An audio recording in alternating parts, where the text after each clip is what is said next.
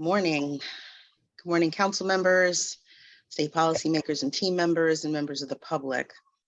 I wanted to acknowledge that today is Rosh Hashanah, the Jewish New Year, and wish Shana Tova to all who observe, and note that Commissioner Lehman will not be joining us for that reason.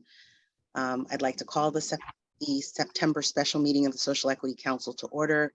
It is now 10:04. At this point, I'll call the roll. Councilwoman Alverio.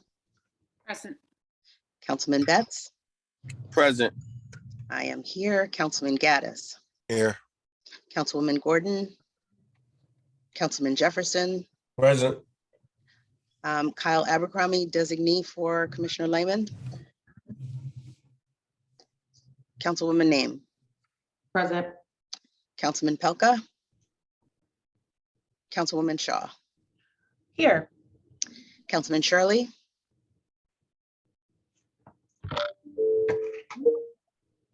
Councilwoman Valeries. Here. Hi, Jenny Ray. And Councilman Walton. Present. Great, we have a quorum. Thank you all. This morning, the council will be asked to vote on the recommendations from Cohn-Resnick regarding 1 hybrid retailer, 1 product packager, and 6 equity joint ventures. We'll also be asked to vote on 9 workforce development plans that have been submitted per Section 35 of the RERACA legislation, and we'll consider the budget as proposed by the staff of the Social Equity Council. Finally, we'll discuss language regarding ownership and control. And while we had initially, we're going to consider the DIA map that was on the agenda, we've decided to postpone that item to gain further clarity on the best way to approach this effort. Before we conduct that business, however, we'll be entering executive session to discuss pending litigation and potentially take action following that session. Therefore, may I have a motion to enter into executive session to discuss pending litigation? So moved. Second. Great. Any discussion? Great. All in favor? Aye. Aye. Aye. Any opposed? Any abstentions? Okay, council members, please leave the Zoom and join the Teams link that's been provided for that purpose. And to the members of the public, we appreciate your patience and will return at the conclusion of executive session.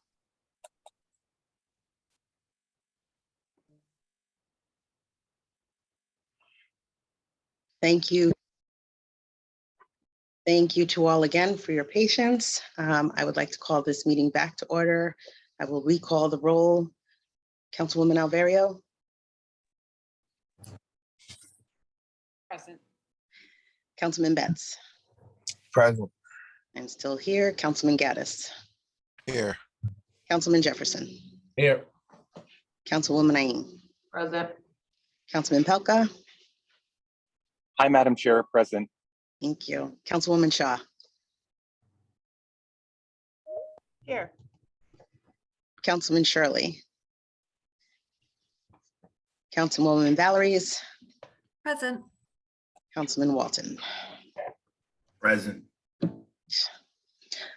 With this council's consent, I would like to amend the order of the agenda, moving agenda item number 8 to the top of this list. And in that regard, I would like to request a motion to approve language clarifying ownership and control, specifically, quote, exercises operational authority over daily affairs of the business, has the voting power to direct the management, agents, and policies, and receives the beneficial interests of the business, end quote, and to post that language on the website. So move. Second. Any discussion? Great. All in favor? Aye. Aye. Any opposed? Any abstentions? All righty.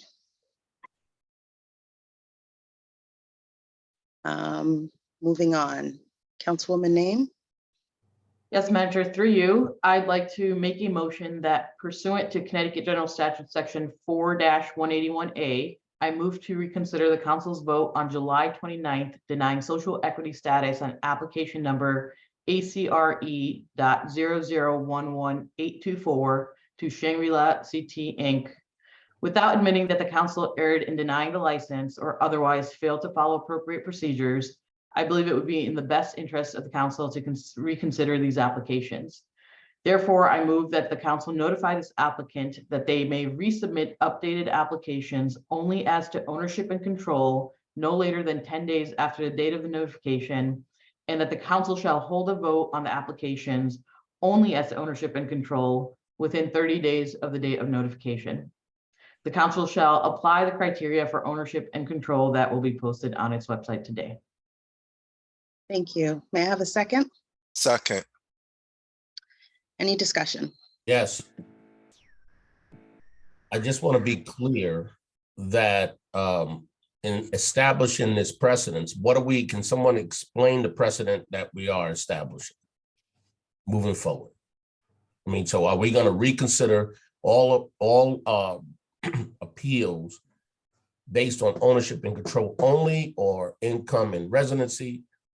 Just moving forward. I mean, we're taking this one applicant and we're reconsidering, and we're allowing that applicant to resubmit on ownership and control. So in the future, will others be allowed to do the same? Sure. Yes, Councilman Jefferson, there will be others that we will be considering at this meeting as well. As was discussed in executive session, what we've been asked to do today, or what we've been recommended to do today. So my understanding is that this is the first step towards that. So I know, just moving forward, I just want to be clear. So everyone's going to get a second bite at the apple, or is it? I'm just not clear about. I heard the motion. I understand the recommendation. I just want to make sure that we recognize we're establishing a precedence here, because folks are going to use this in the future when they're denied. Through you, Madam Chair. Yes. I and please correct me if I'm wrong, but I believe the council has the authority to decide on if and when they want to, where it deems appropriate. And so the motions that we are going to be laying out on the table today focus around ownership and control, recognizing, I believe what Councilman Jefferson is saying is it may set an expectation that we will be doing it for every application that is denied. And I don't think that that will be true. I think it will be based on the criteria that it has been denied on. Is that fair to say? Yes.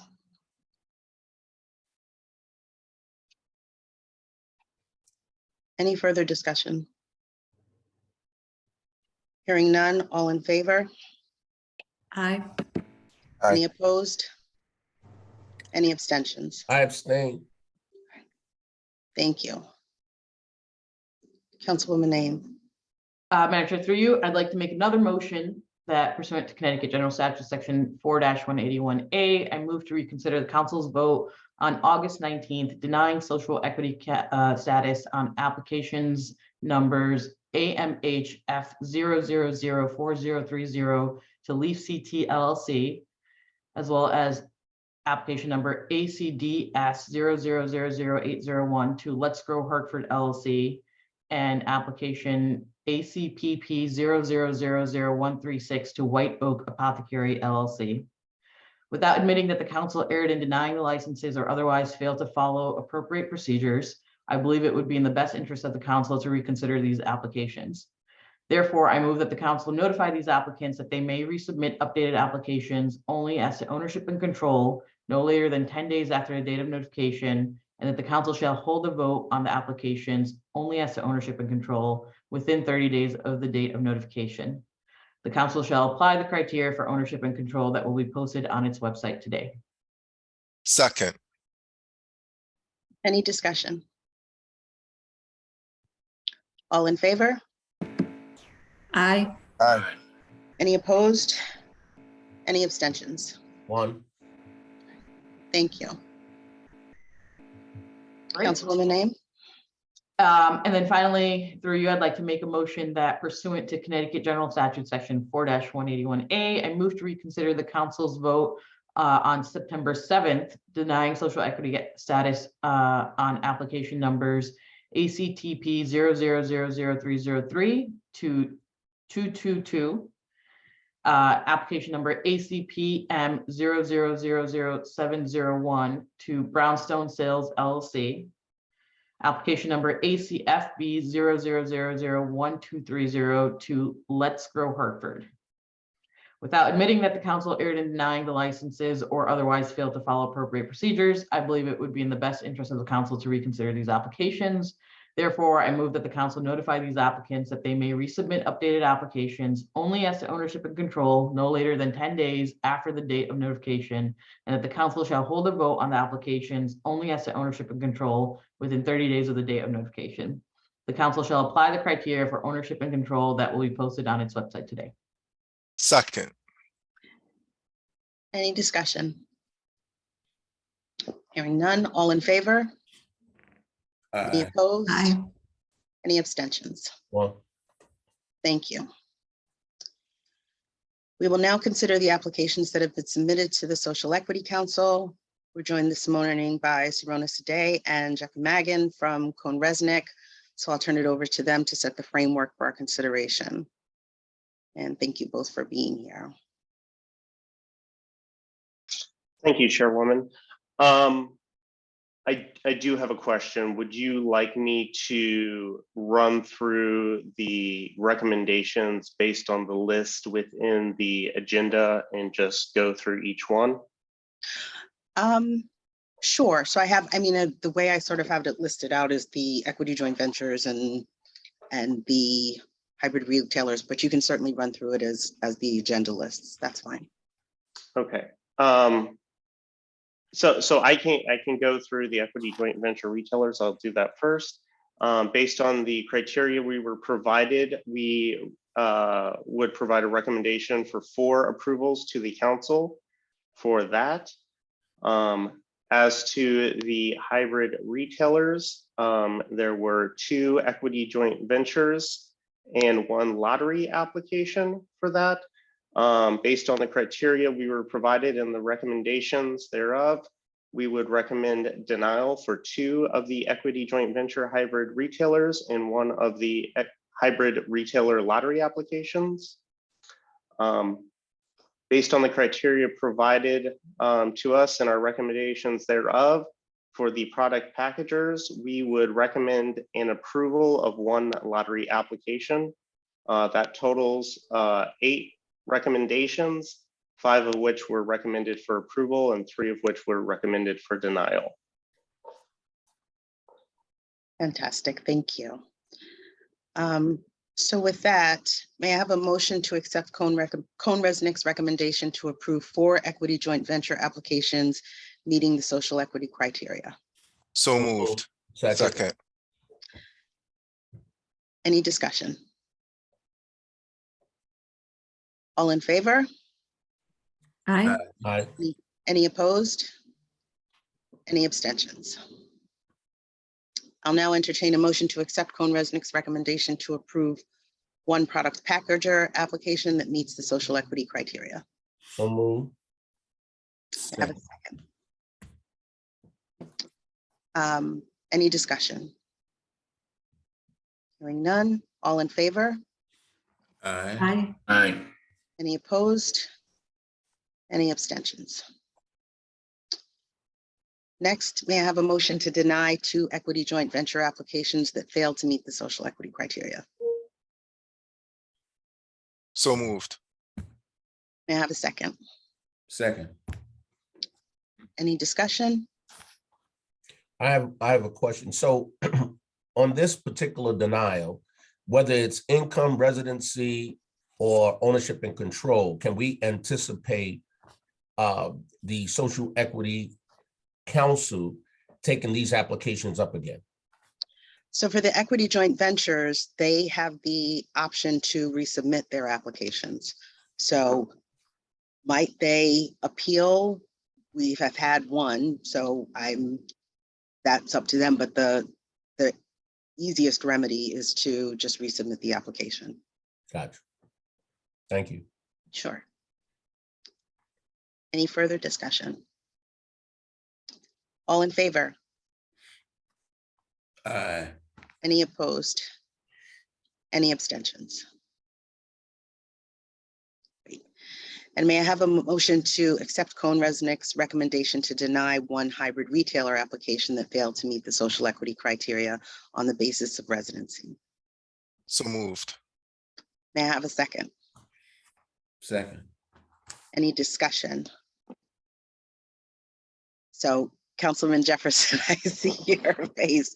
So, and that's why I highlighted that it was on the basis of residency, because the previous motions that we took were strictly on the basis of ownership and control. Right, so can we anticipate, in terms of this particular denial, help me with this, Madam Chair. So with this particular denial, the appeal is a remedy, right? So they could choose to appeal. I think because what we have considered has been on the basis of ownership and control, that changes the dynamic, at least in my mind. But they could certainly appeal because that is the remedy available to them in the statute. Okay. But we don't have to, given the fact that we have the authority to reconsider, we can still reconsider without the appeal. Correct. I just want to be clear because it's always been ownership and control and not income and residency. So under income and residency, we can reconsider an applicant's denial. We could conceivably, if that is the legal advice that is provided to us. I think, and we discussed this. So for the purposes of transparency, I'll just kind of restate. The Connecticut General Statutes does have the Uniform Administrative Procedures Act, which allows state agencies to reconsider decisions. The legislation that we are sort of bound by did not name that as a potential remedy. However, that is something that we have the ability to incorporate or consider when we are making our determinations. Thank you. Sure. Any further discussion? All in favor? Aye. Any opposed? Any abstentions? Okay. Now we move on to our workforce development plans. Did Cohn-Resnick team, did you want to talk about the workforce development plans? Yeah, we can speak to that. My colleague Sorona is going to discuss the workforce development plans. Good morning, everyone. I will follow Jeffrey's methodology kind of for going through them that he did for the social equity applications. We reviewed a total of 9 workforce development plans, all of which are recommended for approval. They all met or exceeded expectations on average, and so all of them are recommended for approval. We reviewed across 6 criteria that was established by Connecticut, and in accordance with that criteria, 9 applications are recommended for approval. Thank you, Sorona. And I did want to just acknowledge the work of Chairwoman Valerie's of the Workforce Development Committee in putting together this rubric and this framework that made it clear as to the criteria that were required. And with that, I'm sorry, Chairwoman Valerie's, did you want to add anything? Thank you, Madam Chair. I just wanted to make one comment in reviewing the work plans. There were several of them that referenced the regional workforce boards as potential partners with regards to training. And that is absolutely an option, but I just wanted to note for the record that no federal dollars can be spent on any of these training programs. The majority of the funding that goes to the regional workforce boards is federal dollars. So we just need to be very careful to ensure that they're using state or other mechanisms of funding to be able to run these training programs. So I just wanted to make sure that that was clear and on the record. We had discussed that in a previous committee meeting and wanted to put it on the record here. Thank you, Councilwoman Valories. Councilman Gaddis. Through you, Madam Chairwoman, I move to approve the 9 workforce plans as presented. That meet the social equity criteria. Great, may I have a second? Second. Any further discussion? Hearing none, all in favor? Aye. Any opposed? Any abstentions? Terrific, thank you. Now we'll move on to the consideration of the budget, and I will turn it over to Finance Committee Chair Shaw. Thank you, Chairwoman Comer. Good morning to members of the council. I'd like to just first update the council on where matters stand with the current year's budget, given that at the last full meeting of the council, there were questions around the resources available to carry out some of the core objectives of the Social Equity Council by virtue of the lapse of the general fund allocation. I shared at that September 7th meeting that I would work with the budget staff from both SCC and DECD to confirm the amount of revenues associated with the cannabis licenses that was projected to come in for both fiscal years 2022 and 2023, and confirm that there are resources available to carry out our work. And so in your meeting materials for today, there were a number of budget worksheets, including one entitled SEC Budget and Expenditures Chart. There you will see the funding available for fiscal 2023, which stands at 10.74 million. This includes revenues from fees and licenses, as well as the first $10 million tranche of allocated bond funds. Folks may recall that the legislature authorized a total of $50 million. So 10 million of that approved by the Bond Commission is now available for expenditure by the council. Going forward, the Finance Committee will continue to work with the staff from OPM, DECD, both of whom those agencies have been just critical and kind of tracking the inflows and outflows. And we'll be working closely with the SEC staff to monitor expenditures for the current fiscal year. So before moving on to the proposed budget, are there any questions about fiscal 23? Next, I'll turn to the budget request for the next biennium, which is for the fiscal years 2024 and 2025. Today, the council will be asked to endorse this draft as the formal request of the council that will be submitted to the Office of Policy and Management. This is really the beginning or part of the beginning stages for crafting a budget that will ultimately be part of a proposal, the governor's budget proposal presented at the beginning of the next legislative session in January. And it begins a long process of confirming assumptions and projections with staff of OPM, DECD, Department of Consumer Protection, and others.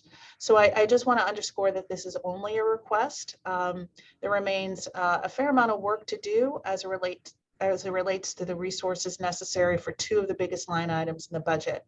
And those are workforce development, which we just discussed, as well as community reinvestment. And the community reinvestment piece, which is an important objective of the work of the council on the legislative mandate, that is something that we'll continue to work on refining exactly how those resources will be laid out in the next 2 fiscal years. So with that, I'd like to turn the table over to our Executive Director, Ginny Ray Clay, to talk us through the budget request, which she and her team pulled together in collaboration with chairs of each of the Social Equity Council's committees. And so this really does reflect collaboration amongst a number of interested parties. And so Ginny Ray, if you could kind of walk us through the budget, some of the assumptions and the process for arriving at these figures. Thank you, Chairwoman Shaw, and I'm going to share my screen and just pull the budget up. Give me 1 second. All right, can you see this draft budget? Yes. Okay, very good. So in the interest of time in presenting this budget, I want to first highlight the council's legislative responsibilities, and that is community reinvestment, workforce development, technical assistance, and access to capital. As Chairwoman Shaw indicated, in the access to capital, we do have a $50 million bond authorization that is not reflected in this budget, but we do have that money available to create access to funding for social equity applicants. And we are currently working on a loan program to be made available. And we should be bringing that loan program to the council by its November meeting. So in this budget, we combined the reinvestment and workforce development budget line items to give us greater flexibility to use the funds where they are most needed. We are still doing research on the cost and the needs of a trained cannabis workforce. However, we just to give some perspective, the state of Massachusetts currently has a total of 23,734 folks employed in the cannabis industry. Also, Massachusetts reported in May of this year that the cannabis industry reached over $3 billion in sales since its first issuance of licenses in 2019. Using a formula of $10,000 per person, we estimated providing training and resources for approximately 1,000 people in fiscal year 24 and 1,500 people in fiscal year 25. The $10,000 per person will include training and wraparound services such as travel, daycare, housing, food, transportation, stipends, and other needs of social equity or folks from the DIA. For what many of us believe is the most important and exciting part of the legislation, community reinvestment, the plan is to use funding in fiscal year 24 to aggressively reach out to the DIA communities to provide a variety of resources that will enable these communities to receive the benefits that this legislation intended. This will include our part funding outreach, outreach events, planning meetings, marketing campaigns, and planning sessions. All this will lead to the council receiving proposals for reinvestment. I envision the reinvestment proposals to include creation and/or enhancement of community programs and services and shovel-ready projects. Again, by combining the workforce and reinvestment, we shift funding where it is needed most. In the technical assistance, let me just pop and see if anyone has any questions in that area of the budget. Councilman Jefferson, you're on mute, sir. Councilman Jefferson, you're on mute. And then can I also ask any council members who are not speaking if they could mute themselves? We're having a little bit of background noise. That's right. Thanks. That's okay. Thank you. Through you, Madam Chair. Madam Executive Director, do we have a plan of action or some sort of process, a tickler system in place to ensure that the monies allocated or collected will be spent in the fiscal year? I mean, some sort of time frame so that we're not giving back, for example, community reinvestment dollars or accelerated or money allocated for the accelerated program, so on and so forth. Is there a plan of action in place? We are putting that plan of action in place right now. So we will not, and these are non-lapsing funds, so they won't be given back. They will be rolled over. So none of it is non-lapsing. Correct, sir. Thank you. Okay. To be clear, all of it is non-lapsing, which means it will not. All of it is non-lapsing. Thank you. Correct. Okay. And just to clarify, general fund dollars generally have a presumption of lapse unless there's a request that they not lapse. But as I had reported to the council a few weeks ago, the general fund allocation was always, it was intended to be replaced with the revenues associated with the cannabis licenses and other revenues. Okay. In the area of technical assistance, the Social Equity Council is in the process of finalizing a contract with Oaksterdam University to provide technical assistance to social equity applicants through a robust accelerator program.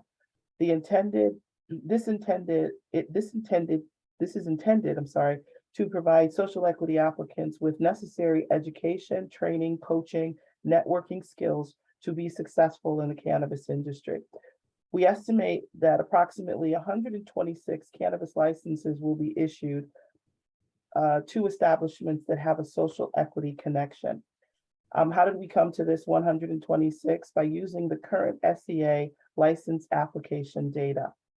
And again, if you look at the 18 dispensaries, and these are all calculated at the highest levels, and I don't want to get into the full details of it, but if we look at the number of dispensaries and the number of producers that have the opportunity to create social equity ventures, we look at the number of licenses that will be issued to social equity applicants, we come up with approximately 126 licenses with a social equity component.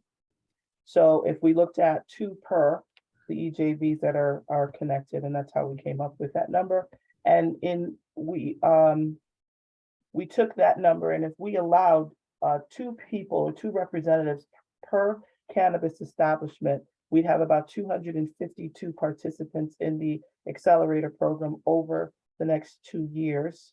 And the cost is about $9,300 per person. So that's how we came up with the 2.3 million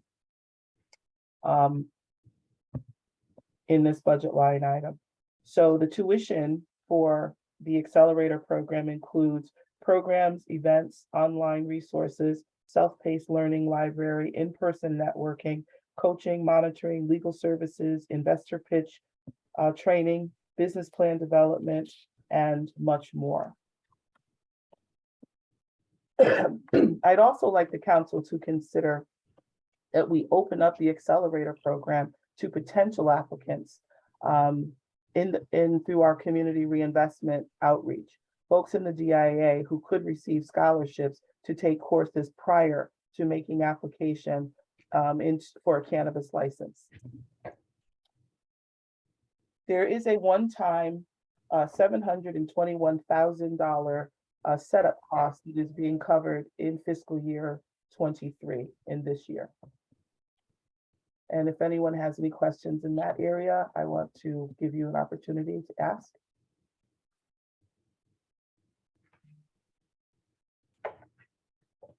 Okay, so also we have $441,000 for social equity application verification.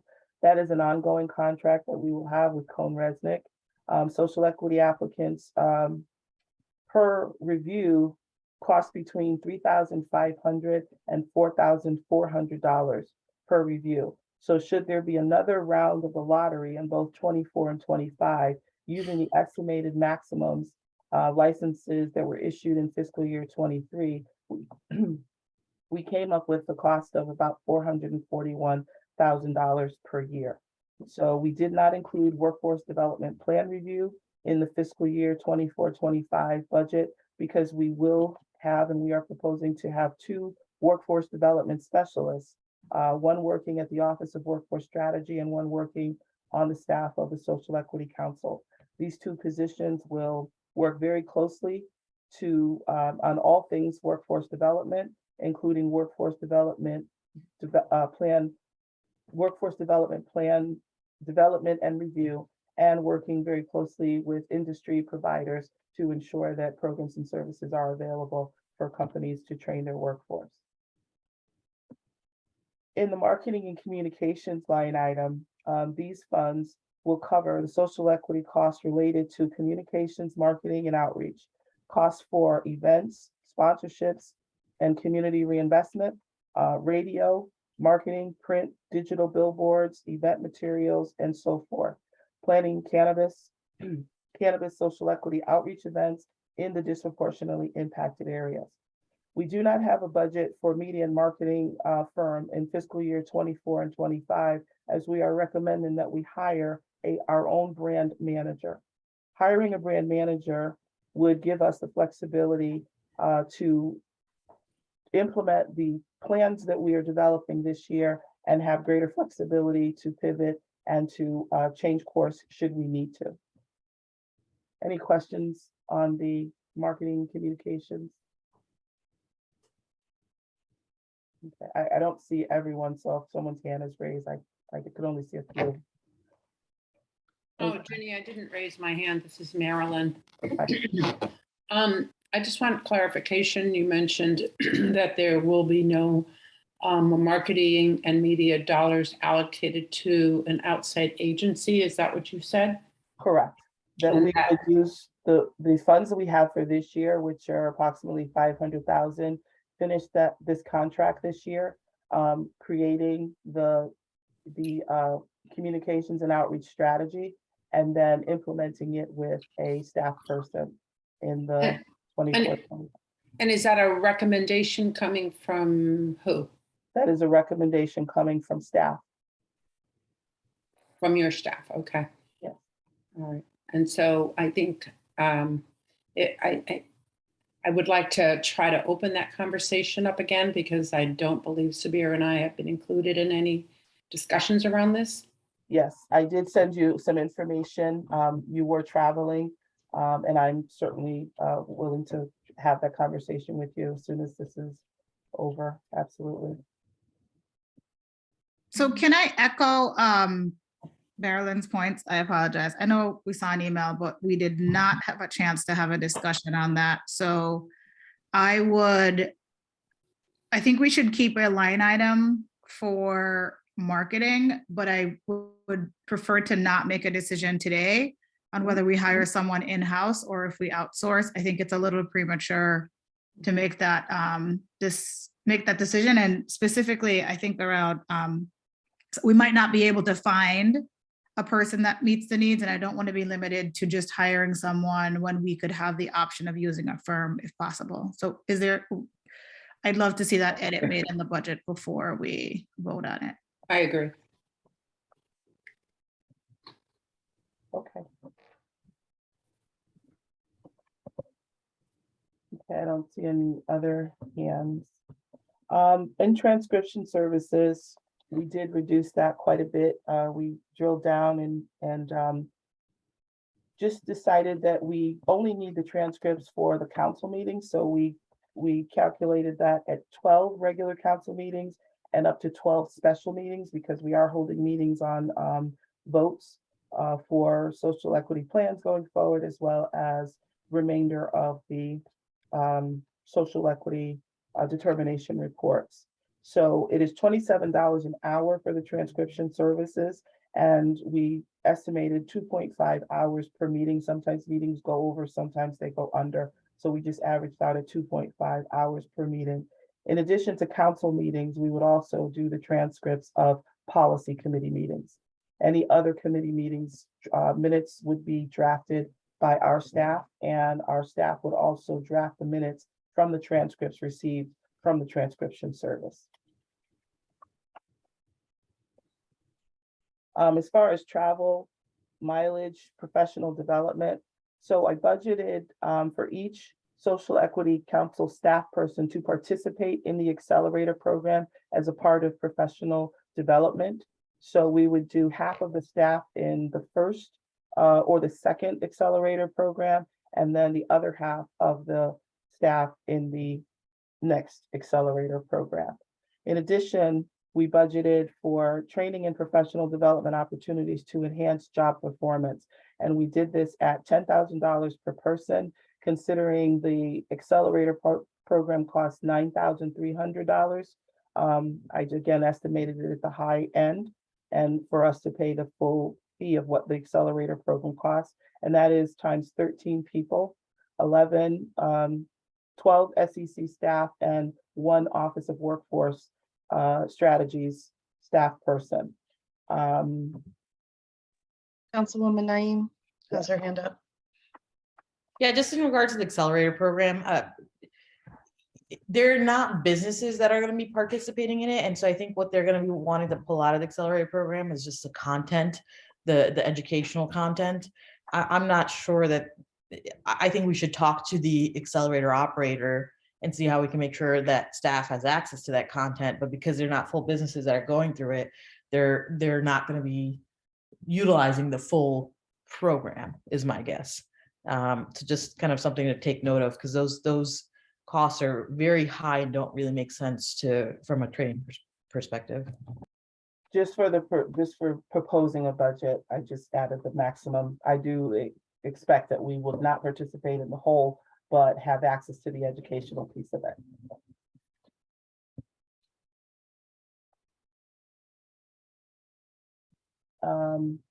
Okay, I can see Member Pelka.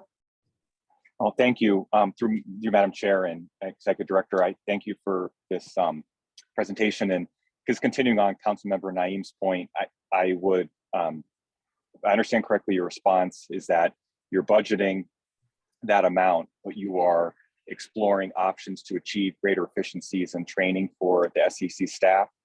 And if I'm understand that correctly, does that mean you also would look for efficiencies in other forms of professional development, such as participating in virtual trainings, LinkedIn Learning, other professional development opportunities available to state employees? Just yes. Confirmation on that would be okay. Thank you. Yes. And finally, thank you. And then through the chair, I just wanted to ask, the transcription services earlier you mentioned, those are not solely for development of the minutes. Those are per broader recommendations that the council received. And I know that SEC staff are working to cover the minutes. So could you just explain that as well? It fit in my mind as another example of efficiencies you would seek to obtain if we move forward. Thank you, Madam Chair. Sure.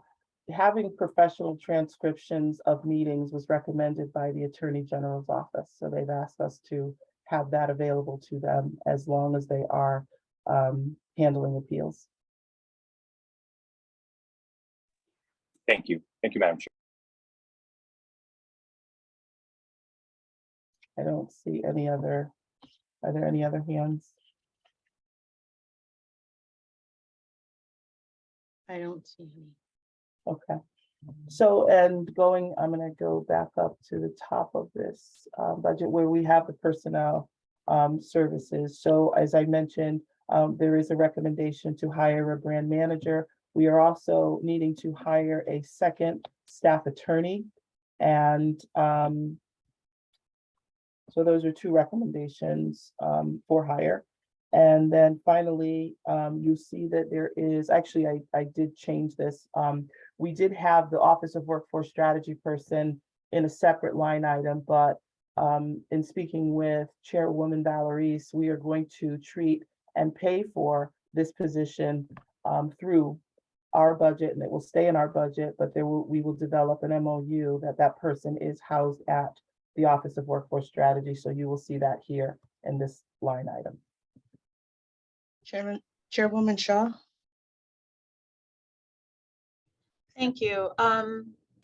Ms. Clay, can you kind of describe what the responsibilities would be of that second staff attorney and how the function, the legal function with 2 in-house attorneys would complement the support that we receive from the Attorney General's office? So our current staff attorney has requested that we bring on a second attorney to assist with the litigation, to assist with all the things that he is doing alone. At this time, we don't have any other legal support other than the Attorney General's office for kind of day-to-day responsibilities. So freedom of information requests, general information under our, anything that comes in on the legal front will be shared with his second attorney.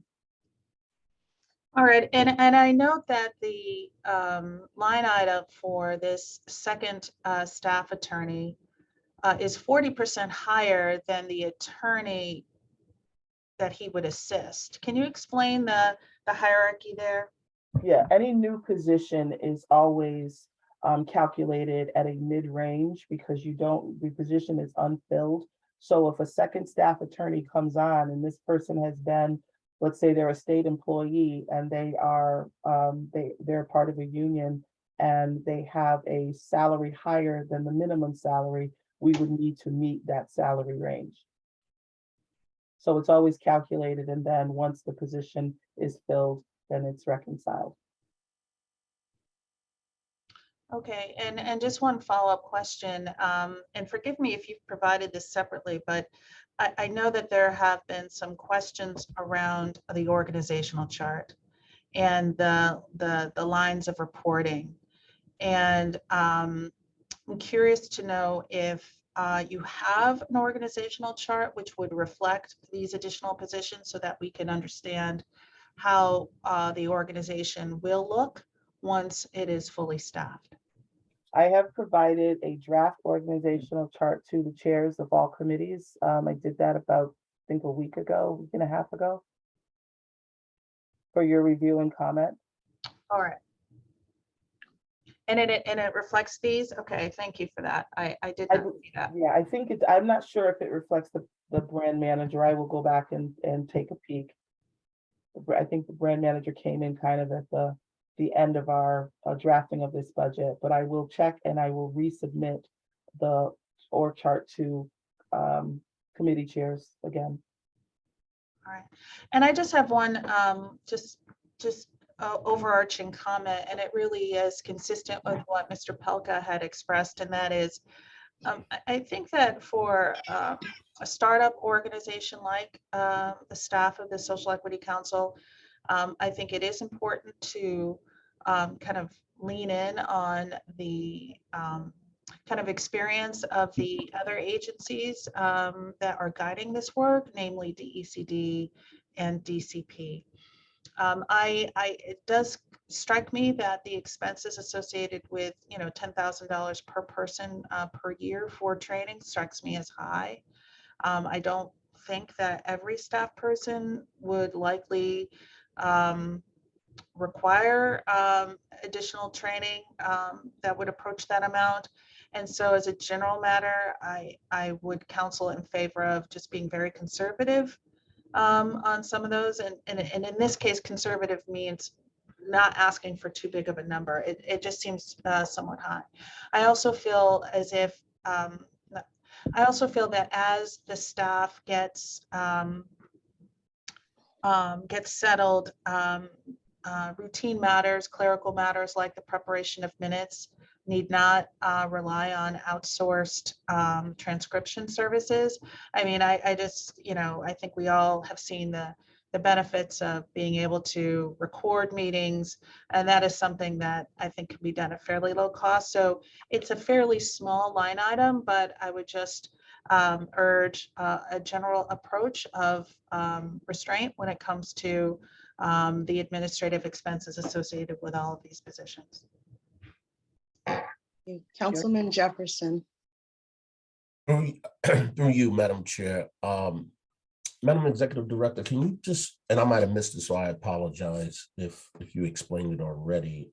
Why is workforce development under expenses and community reinvestment the same line item? Yes, they are on the same line item because at this time, we don't have a great deal of information on the demand of workforce training and the workforce needs of the industry at this time. And we also don't have a great deal of information on the community reinvestment needs. So by combining these line items, it gives us the ability that if workforce comes up and needs a little bit more than we may have budgeted for, we can just take from this line item. It is also believed that workforce is a subset of community reinvestment. So by placing it under, it just gives us the ability to move these funds around with ease. Thank you. Councilwoman Alverio. Thank you. Okay, I have a couple of questions, Ginny, connected with the brand director position. As someone, I come from a marketing and brand background, and as a brand manager, and in terms of the job description of a brand director, you know, overseeing the execution of marketing, media placement, everything else. I'm just wondering why we're talking about a brand director position as opposed to a community outreach manager position. The amount that we have in here of $108 coincides with the management that our current marketing media agency has as the management of an account. And then, of course, there's the additional expenses connected with all of the outreach efforts, media placements, and all of the other expenses connected with running any kind of marketing and media.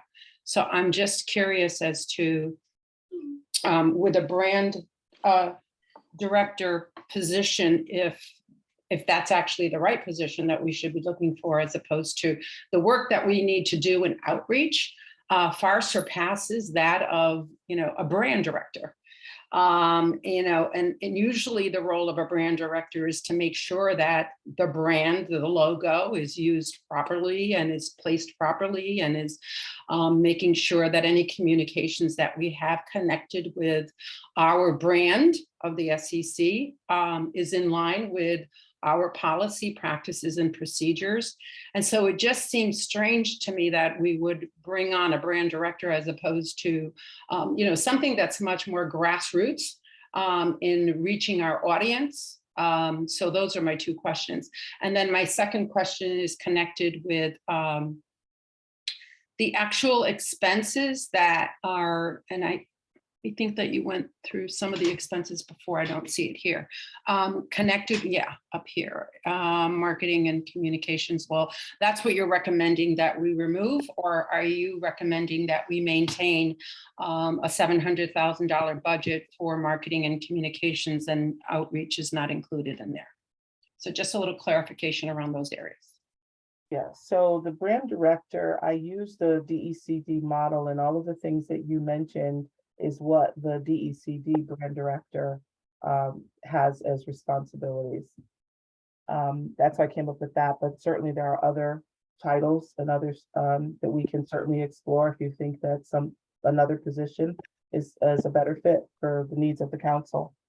And as far as the marketing communications, that is a marketing communications budget. We will also have marketing and communications that take place through the accelerator program, as well as the community investment and workforce development line items. So there will be additional funds for that. Okay, so I would just feel much more comfortable that we discuss this further, as opposed to removing the agency, as Subira mentioned, removing the cost of that agency, especially since we are just starting up, and the startup time to really enact the strategy that we currently have in place.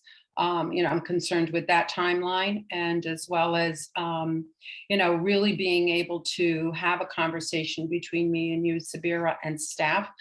Yes, I was traveling, but I was available. You know, wherever you are in the world, you can communicate with folks. So I just would like for us to consider not making this kind of a change at this point until, you know, we've had an opportunity to really have a good conversation around it. Okay, and I will resend the emails that I sent you around this. And I mean, I got one 2 weeks ago, and I was back, but you know, Okay. the conversation should have been going on for a couple of months, in my opinion. Councilman Gaddis, I saw your hand up. Do you still have a comment or question? Madam Chairwoman, thank you. In the interest of time, I'm gonna stand down. Thank you. Okay, thank you. I don't see any more hands, but a few final thoughts. So the organization chart, and I want to sort of echo Councilwoman Shaw's comments. The organizational chart that we were provided does not reflect all of the positions, the second attorney, as well as the brand manager, which I know you acknowledge. So, and I think her point about lines of reporting, right? If we're hiring a second attorney that would report to the attorney Matrivi, I think there may be a little bit of concern about the salary disparity. So that's number one. The second one is I want to echo some of the comments of my council colleagues regarding the travel mileage professional development line. It's not a significant portion of the overall budget, but $130,000 for a staff of 10 seems large to me. So I'm hoping that some of these line items can be reconsidered. And then finally, I know that this is just one step in the process, as it still has to be vetted by the Office of Policy and Management. But I did want to just flag those concerns in I guess in advance of our dissemination to OPM. Councilwoman Shaw. You're on mute. I assumed everyone could read lips by now. Thank you, Madam Chairwoman. So I take to heart the concerns expressed by the chairs of outreach. The reason why the Social Equity Council has these dedicated subcommittees is to charge members who have particular expertise. And I know Councilwoman Alverio, her reputation in marketing matters precedes her work here. So I would suggest, as a procedural matter, we are up against the wall. And I don't want to put Councilman Pelka on the spot, but I guess I'm about to, since he wears another hat working with OPM. I understand that there is a deadline, or the deadline for requests for the next biennial budget is October 1st. We will not have time as a council to meet again to review any revisions that have been discussed today. I'm wondering if as a procedural matter, and I don't have any preference either way here, but I do think more work needs to be done in this budget request in order for it to receive the endorsement of this council. And I, as chair of finance, am not ready to advance it, given the bigger questions identified today. So I'm wondering if it would be possible for us to take this up at our next full council meeting with changes, and that reflects more input from some of the chairs, would reflect the updated org chart. Even though it will be a little bit late than what OPM has requested as a deadline, I think it's a better starting point. And I personally think that budgets are expressions of our priorities and values. And I really would not want to advance a document which would cast any or create any confusion about the sentiments of this council. So Councilman Pelka, can we submit this a couple of weeks late, do you think? Or I'd rather have it a tighter budget submitted a little bit, maybe 2 weeks later than something that creates more questions than it answers. Through you, Chair Comer, to the esteemed Finance Committee Chair, thank you for the question. And I think we probably as a council should view that October 1 deadline as the deadline established for all state agencies to submit their budgets. And certainly this is a public meeting, so everyone can watch the work that's ongoing within the council to submit its budget. I think if the sentiment of the council is that this budget is not ready to be proposed to OPM, the council should continue its work. It will miss the deadline. Our preliminary documents have provided, and we're going to continue working hard and get the budget in as best we can. So we won't be able to receive an extension, I don't believe, but we perhaps can just submit a request that the work is continuing, and by nature of being a council that indeed holds regular and special meetings. More time is needed to finalize the budget. And as a council, we should all have a budget that can come forward and reflects the input provided among our membership. I wish I could offer something more to the council, but I think I would say that you make a really solid point, the finance subcommittee chair. We should continue working. Thank you. Councilman Jefferson. Through you, Madam Chair, is it possible, given Councilman Pelka's comments, is it possible simply to pass the budget with the understanding that we can make adjustments moving forward so that we can in fact meet the deadline? I'm gonna punt that to Councilman Pelka. Yeah, certainly the October 1, I do not imagine will be the last opportunity for any agency to provide input, respond to questions, deliver additional information. As was said at the outset of this agenda item, October 1 is an early step in a very long process that will continue through June of next year when the legislature makes its final decision thereabouts on the budget, hopefully a few weeks earlier, but we're looking into the middle of 2023 for that. So I don't quite know how the council, aside from anyone observing this meeting and hearing the questions, concerns, and other input provided, could indicate the outstanding points. So I'm imagining the path forward for us could be, as a council, to propose the budget be submitted to OPM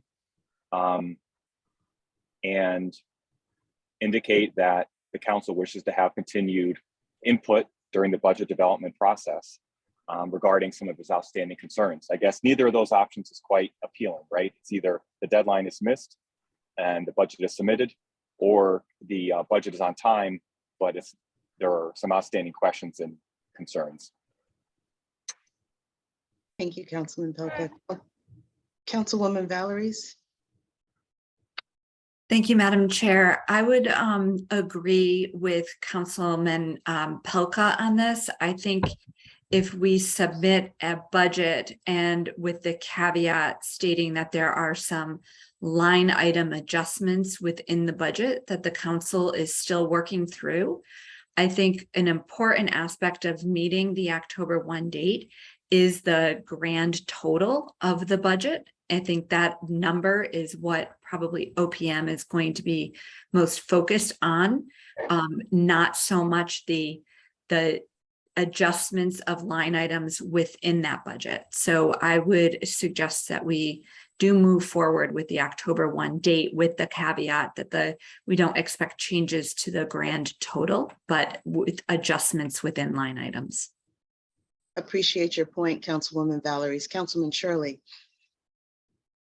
Thank you. And I guess I'm new to this, so to state budgets. I think the percentage of the budget that questions have been raised have been rather small compared to the total amount of the budget, and at least the ones that we've heard, the last couple that we've heard. And so I would agree with the sentiment that we move forward and not miss a deadline.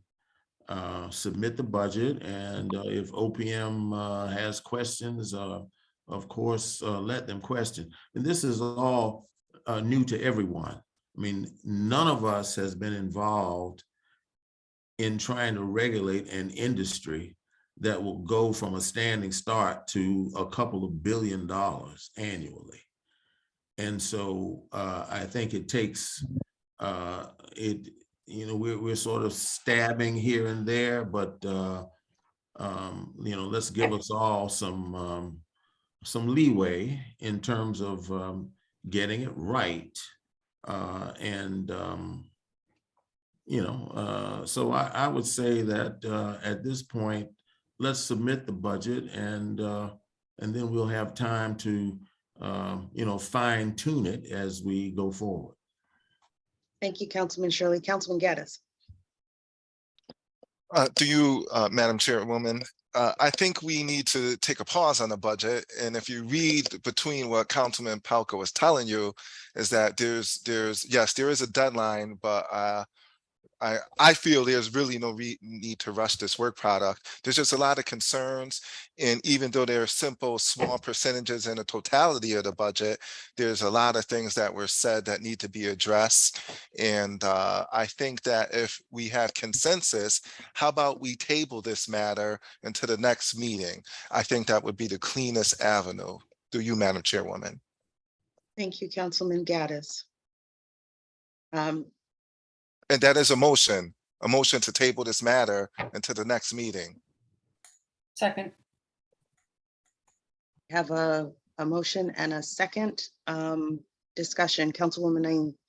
Yes, I think between now and the next council meeting, I would strongly suggest that the executive director meet with the heads of each of the committees to first go through this so that there is accurate representation from each committee and can tackle some of the initial questions before we kind of dive into it again during the council meeting. Appreciate that. Additional discussion. No, I call the question because I've got to go. Okay. All righty then. All in favor? Of tabling? All in favor of tabling? Yes, motion on the Aye. floor. Any opposed? Any abstentions? Opposed. Okay. So we've got- Madam Chair, I'm going to abstain just because I'm in a Sure, bit of a no worries. challenging So situation, but okay. did I hear one opposition? Two. Councilman Two. Jefferson? That's Two. two. I oppose as well because, I have an issue with that as well. Okay, Yeah, I'm opposing as well. 4. okay. So we have 4 opposed. And do I need to call the roll on this? Yeah, I One think you should. abstention. Okay. All righty, one moment, please.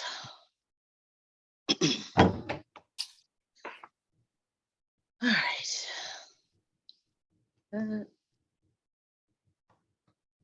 Councilwoman Alverio, In favor. Councilman Betts. Councilman Betts, Opposed. I am abstaining on this one. Councilman Gaddis, Yes. Councilwoman Gordon,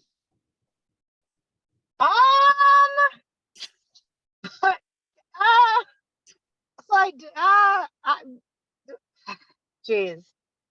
So I want to get the budget right, but I don't want to mess up the process if we're in jeopardy of not getting the money. So That's not a question. So not getting the money is not a question. So then I vote to wait and get the budget right. I'm not sure if I'm approving or. that's an approval. It's a vote Okay. to table. All right. Councilman Jefferson, Opposed. Councilwoman Name, In favor. Councilman Pelka abstained, Councilwoman Shaw. In favor of tabling. Okay. Councilman Shirley. Opposed. Okay. Councilwoman Valories. I'm undecided. I can hear an argument for both ways. So I'm really I believe that the process allows us to make adjustments within the budget. So I guess I oppose and want to get this into OPM. Okay. And Councilman Walton. Opposed. Okay. It looks like I have. I one, A tie. You have to break the Oh, tie. wow. Okay, Okay. those abstentions, you need to vote. You gotta break the I think the tie. chair has got to break the tie. Yes, I do.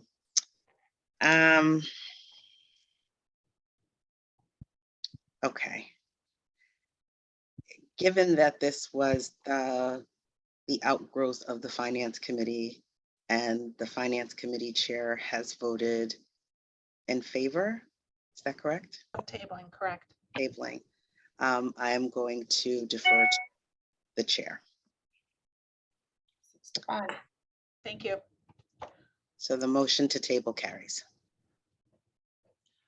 With that, I pledge to work alongside the executive director and the committee chairs to make sure that this does reflect all the inputs and the latest information that all of the council members have.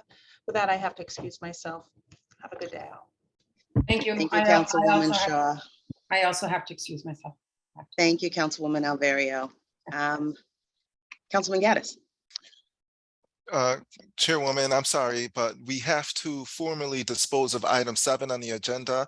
So if there's no objections from our fellow council members, unless you plan on voting for the map, we should table it to a future meeting. If there's no objections. No objections. May I have a motion? So move. Have a Second. second. Any discussion? All in favor? Aye. Aye. Any opposed? Any abstentions? Fantastic. Thank you as always, Councilman Gaddis. Finally, is there anything for the good of the order? Hearing none, I'll entertain a motion to adjourn. So move. Second. Fantastic. Thank you all for your time and attention, and I hope you enjoy the rest of your day. Have a Thank great you. day. Thank you. Bye.